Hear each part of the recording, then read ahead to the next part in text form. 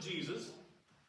And this morning we're taking a look at one of my favorite stories in the gospel. So I'll cheat. Here's my top 5 list, right? My favorite book in the Bible is the Gospel of John. I love the way that John tells the story of Jesus and the style that he uses and the things that he highlights in his gospel. And in the Gospel of John, one of my favorite stories, because part of me finds it hilarious, is the healing of the man born blind. And we'll get into that. And there's a lot there in the healing of the man born blind that's just kind of on the surface. And then there's a lot bigger questions that are left hanging with this healing.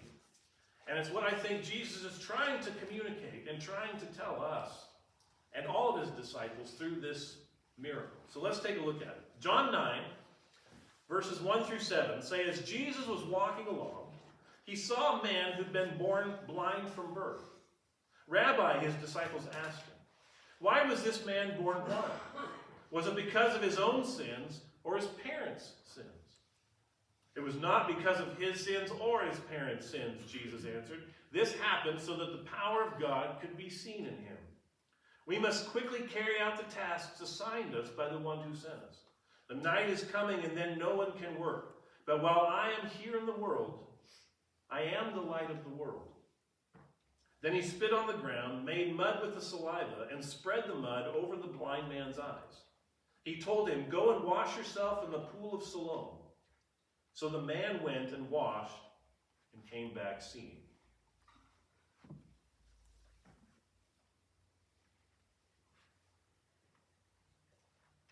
Can you imagine what it must have felt like to realize that the whole point of your life was to show everyone else the incredible power of God? That the whole point of your existence was to be a miracle.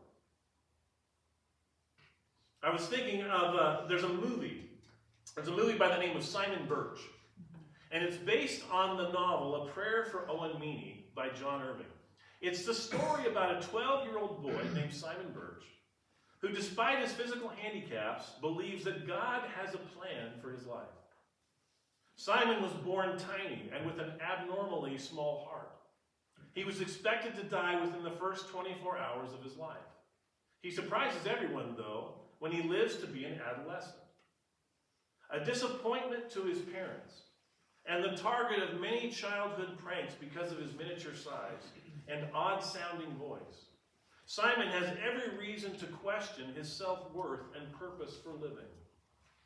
But he embraces his condition, and he believes that God will use him in a unique, possibly even heroic way. Joe, Simon's best friend, doesn't believe in God. And he is not the only one who doubts that God has a plan for Simon. His schoolmates mock him relentlessly, believing his assertions are one more indication of his strangeness. On one occasion, his Sunday school teacher hurriedly tries to hush him so that he won't frighten the other children with his musings. The small town's forlorn minister also doubts that God could have a plan for small Simon Birch. In a poignant conversation between Simon and the minister, Simon asks, does God have a plan for us? The minister hesitantly replies, I like to think he does. Simon enthusiastically says, me too. I think God made me the way I am for a reason. The minister coolly states, I'm glad that your faith helps you with your condition. That's not what I mean, Simon states. I think I'm God's instrument. He's going to use me to carry out his plan. Dumbfounded by Simon's confidence, the pastor says, it's wonderful to have faith, son, but let's not overdo it. With that, he waves for Simon to leave, shakes his head in disbelief, and whispers with an air of cynicism, God's instrument. A short time later, Simon is riding with his classmates in a school bus traveling down an icy road. Suddenly, the bus driver veers to avoid a deer, loses control, and the bus plunges into an icy lake. Everyone in the front of the upright bus quickly evacuates out the door. But Simon and a handful of other students in the back of the bus are trapped as the bus begins to sink. In the hospital following the accident, but Simon takes charge. He opens a small window and commands his classmates to climb out. Last of all, Simon escapes through the window. In the hospital following the accident, Joe, his friend, assures Simon that all the kids are all right. Simon asks, "Did you see how the children listened to me because of the way I looked?" Joe, with tears in his eyes, replies, "Yeah." With satisfaction, Simon says, "That window was just my size." Extra small, mutters Joe. A few seconds later, Simon dies. Knowing that God used him. But what Simon doesn't know is that before he dies, his unwavering faith leads his friend Joe to believe in God. Some 20 years later, standing at Simon's gravestone, Joe says, "I am doomed to remember a boy with a wrecked voice, not because of his voice or because he was the smallest person I ever met, but because he's the reason I believe in God. What faith I have, I owe to Simon Birch. It is Simon who made me a believer."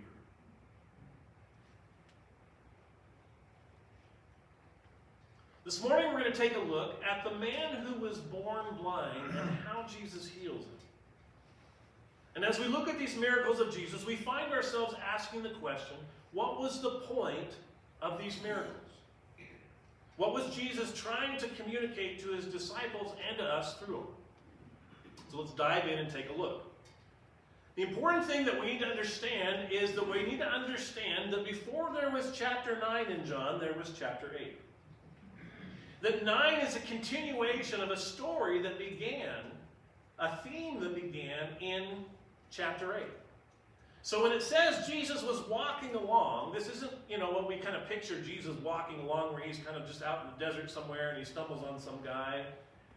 Jesus is in Jerusalem. He's there for what was called the Feast of Tabernacles. It was a very important feast, or sukkah, for the Hebrew people. Still is. And when Jesus is in the city of Jerusalem, all these pilgrims are there, the streets are crowded. He stumbles upon a blind person, a blind beggar. And you say, well, how do you know he was a beggar? It just says he was blind. Exactly. There was like one job you could do. And he's still alive. So he's still doing it. And that was beg. You could beg. And you could live off of the charity of your neighbors. And that's what this guy did for his entire life. We won't even get into things like shame and the shame you bring on your family if you're not born just right and all those kinds of things, but his family didn't support him. In John chapter 8, they're having the Festival of Lights, which is part of the Feast of Tabernacles. And Jesus comes in and basically says, see all these lights? Here's the deal. I'm the light of the world. And this was really a huge statement. This is a bigger deal than Jesus just saying, hey, I thought of a cool metaphor this morning. I'm going to start referring myself into the third person and tell everyone I'm light. This is bigger than that. You see, during the Festival of Lights, they would light these giant oil lamps around that illuminated the temple, these huge oil candelabras that would illuminate the temple metal. And all the pilgrims would light their own little oil lamps. And they would go outside and they would congregate together for this ceremony. And Jerusalem is a city on a hill. It's on a mountain. And the visual spectacle was renowned at the time. They were a beacon of light when this festival, for miles around, Jerusalem was lit up and became a beacon of light. And it was symbolic of two things. The light symbolized the presence of God with his people, driving out the darkness. And it symbolized the waiting with anticipation for God's Messiah that would come as light of the world and bring salvation and truth. When Jesus says, I am the light of the world, he is claiming that messianic title and all that comes with it, including the mission, to drive out the darkness in a dark world and bring light.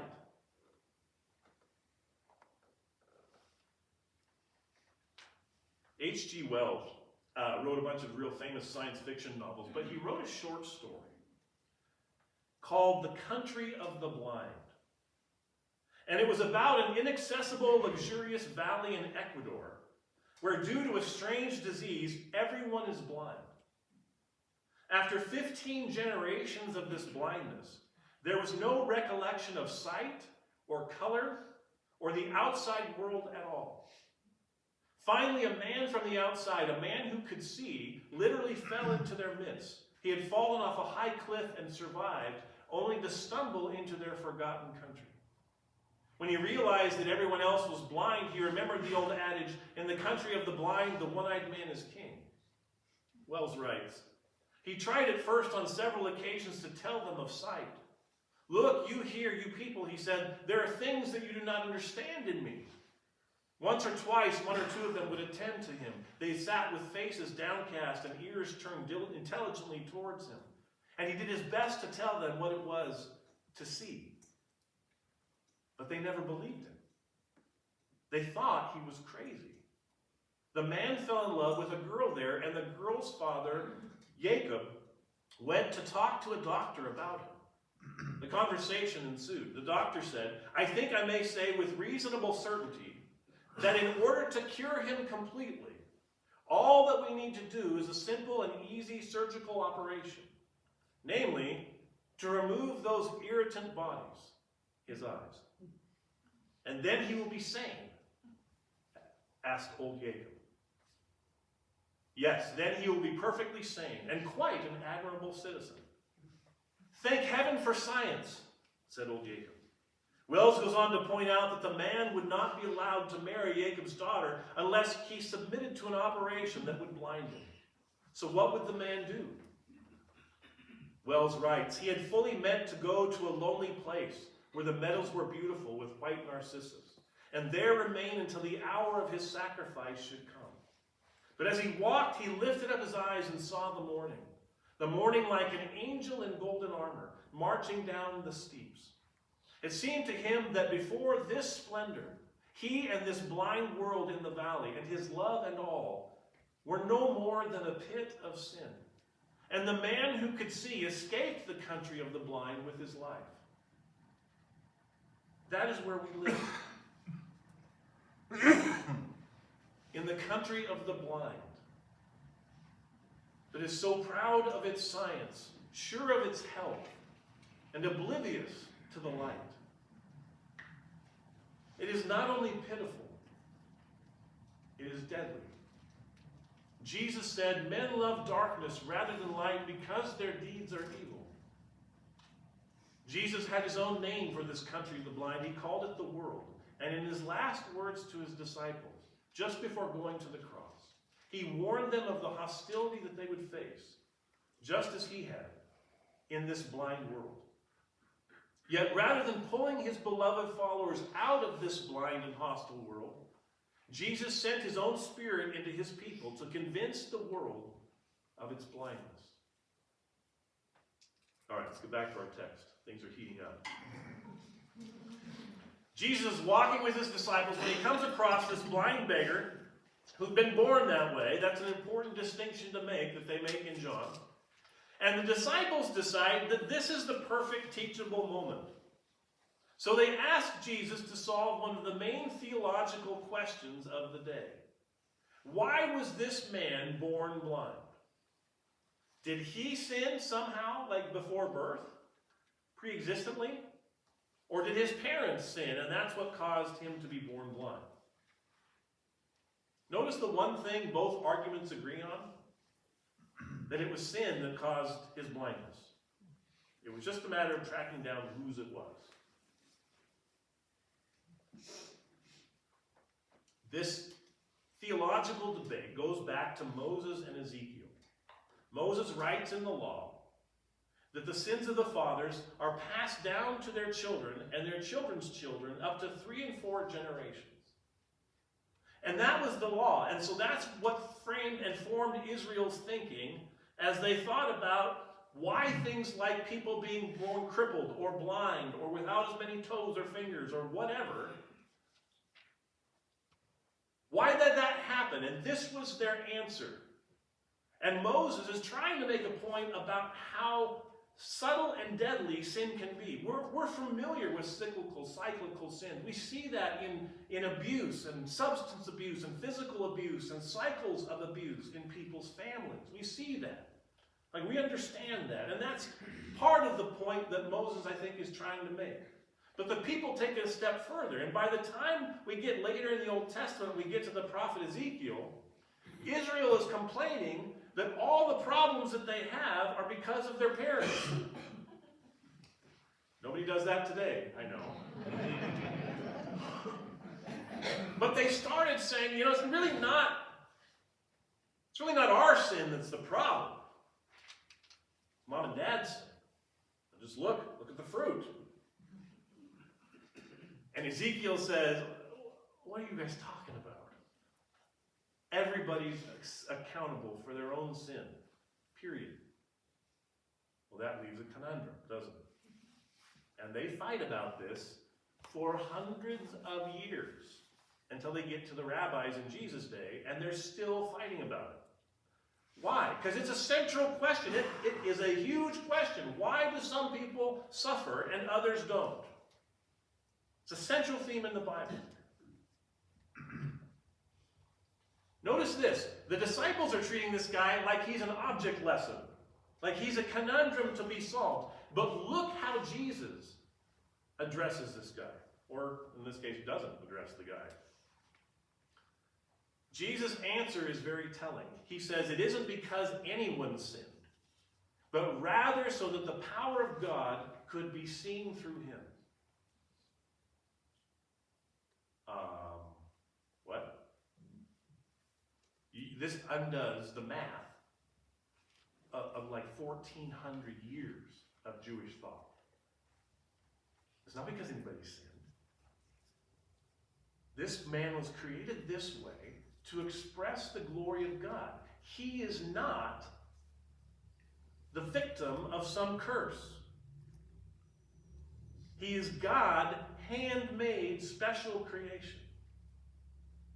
Now, it's one thing if we take this and say, okay, this one guy, right? This one guy was born blind from birth, and this one guy is going to become a living miracle, recorded in the history books and in the Bible, and it's going to be the defining moment of his life. So for this one guy, okay, we can't do that. Why? Because it doesn't answer the question for the millions of other people that are born with something wrong, something broken. I think we make the same mistake that the disciples made with this man. You see, we as Americans in particular, we lionize strength. We pay athletes millions and millions of dollars to be the very strongest, best at their sport, at their competition, and then we pay bazillions of dollars to watch. Right? We lionize strength and talent and ability and intellect. What does the Bible lionize? Have you read it? Have you noticed a common thread with all the people in it that God uses to do miraculous and amazing things throughout history? They are broken. They are flawed. fatally so, oftentimes. If we look at Scripture and we see this thread that God worked from beginning with Adam and Eve all the way up to Jesus, we see a thread of people who are not the most talented, the strongest, the best of the best, the top guns. We see a collection, an ensemble, that looks more like Barnum and Bailey's freak show.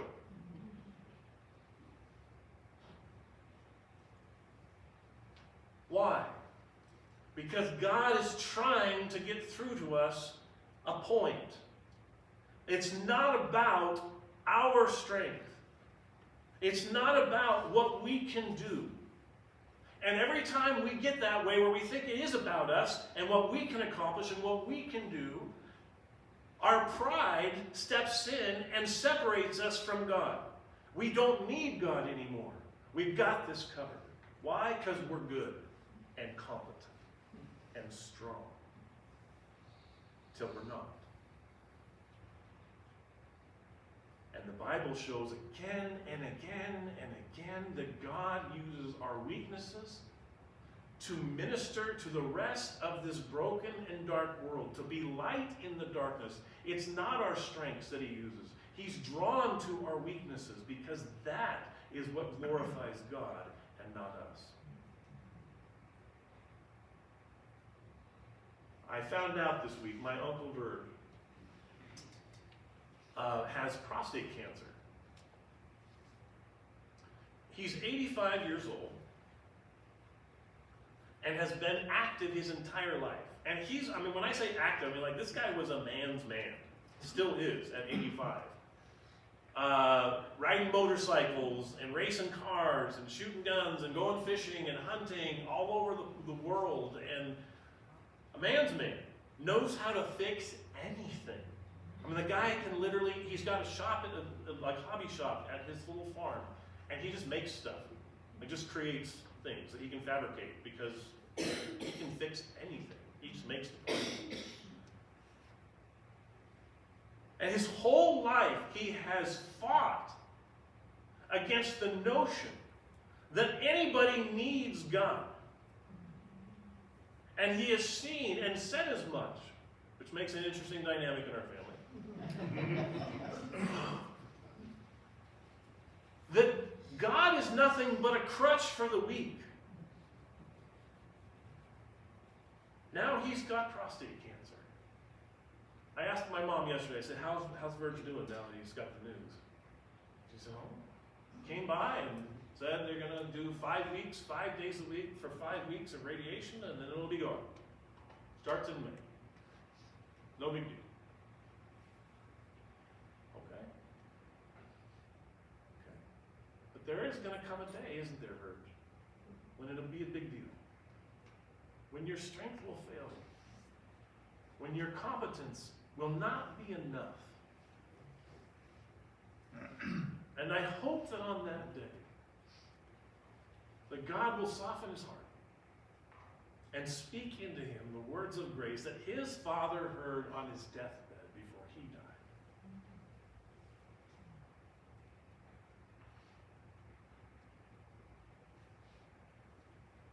It's not our holiness that God uses to draw people to himself. It's the work that he is doing in and through us. That's the light of Christ in this world. All right, so Jesus clears up that this man isn't blind because of sin. And then he does something really strange. Up to this point, Jesus, get this, we read this and we forget. Like, compare it to all the other miracle stories, the other healings. Jesus hasn't said anything to the guy. They're just talking about him. Right next to him. He's the man born blind, not the man born deaf. You got to wonder what he thought about the answer that Jesus was going to have. Yeah, I'd kind of like to know too. Wouldn't I love to blame my folks for the mess I'm in? Serve them right. Jesus doesn't talk to him. He just walks up, spits in the dirt, makes mud, and wipes it on the guy's face. Yeah, thanks. I needed that. I was looking for alms, but none of my faith works. Now this is weird for several reasons, besides the obvious optics of it just being weird. This is really out of character for Jesus. Usually, the healings, there's some kind of a pattern involved